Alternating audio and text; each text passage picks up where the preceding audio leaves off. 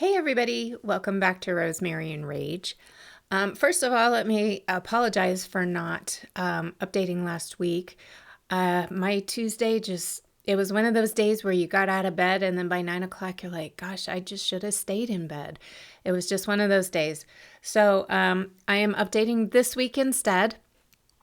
And before we get started, I wanted to share a little something with you that could be very exciting news. A few months ago, I signed with a literary agent, and she informed me last week that she will be presenting my work to a producer who is looking to do cozy mystery TV movie shows.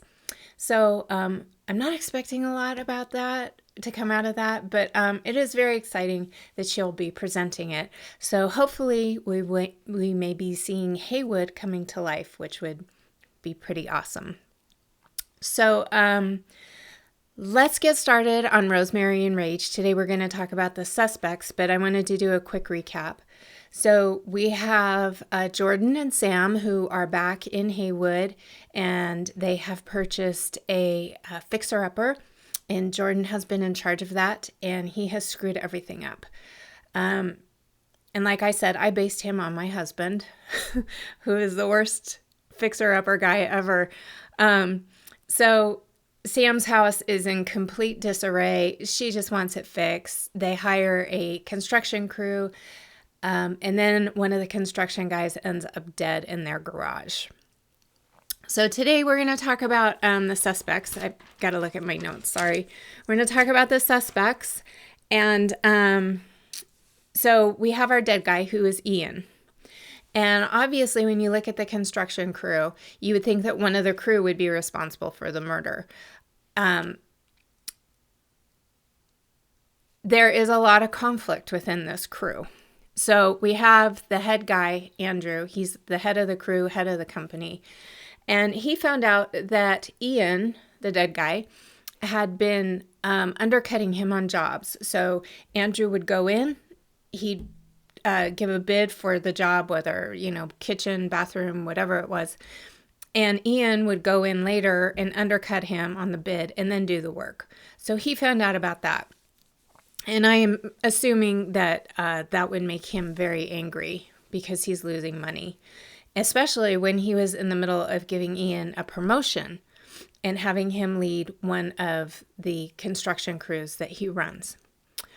Then we have Stanley, who's also part of the construction crew, who is very, very angry about about being overlooked for this promotion that Andrew was giving Ian. Stanley's been with the company for a long time. He feels he's done a good job, but he just got overlooked, and so he's very mad about that. And, maybe with Ian out of the way, Stanley could step in and he could be in charge of the second crew that Andrew wanted Ian to be. So then we have Chuck. Chuck is a troublemaker. He does a lot of lying. And he has also accused Ian of stealing his tools. So Chuck is... he's just this guy who lies all the time, and you never know if he's telling the truth. It's very confusing to be around him. And then, of course, Ian was married. Ian was married to a woman named Franny. And word on the street is that Ian was getting ready to divorce Franny, or Franny was getting ready to divorce Ian.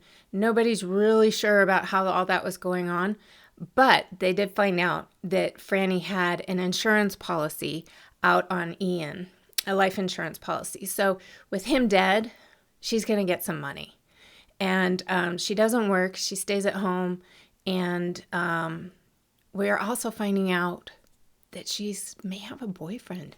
She may have a little side guy there that, and so did Franny kill Ian to get him out of her life for the money, and so she can be with her side guy? Or did the side guy kill Ian so that he could be with Franny? Or maybe he knows about the money and he wants the money and he's going to get rid of Franny too? So there's a lot going on here. We're not really sure what's going to happen. And I'm going to be honest with you. When I outlined this book, I knew who the killer was. I was like, okay, this is my killer. And I'm going to tell you now, I'm not sure who this killer is. Because these guys and these people just keep chattering at me. And I'm honestly not sure who the killer is at this point. It has changed significantly since when I started this book. So we are going to find this out together, which is crazy because I'm the one writing the book. But we're going to find this out together. In the meantime, I will not be updating next week. I will be out of town visiting my parents, who are both in their mid to upper 80s. And so their Wi-Fi is just terrible. So I will not be updating. I will be enjoying my parents. And until the week after that, I hope you guys have a great time and that you're enjoying Rosemary and Rage. Oh, and well, no, I won't be updating next week. I was going to say I was going to be able to tell you about whodunit at the winery when you can get that. But that's coming March 18th. And that will be in a free anthology that I've done with multiple authors. And it's all vacation based. I'm really excited about this project. So anyway, have a good one, and I'll talk to you soon.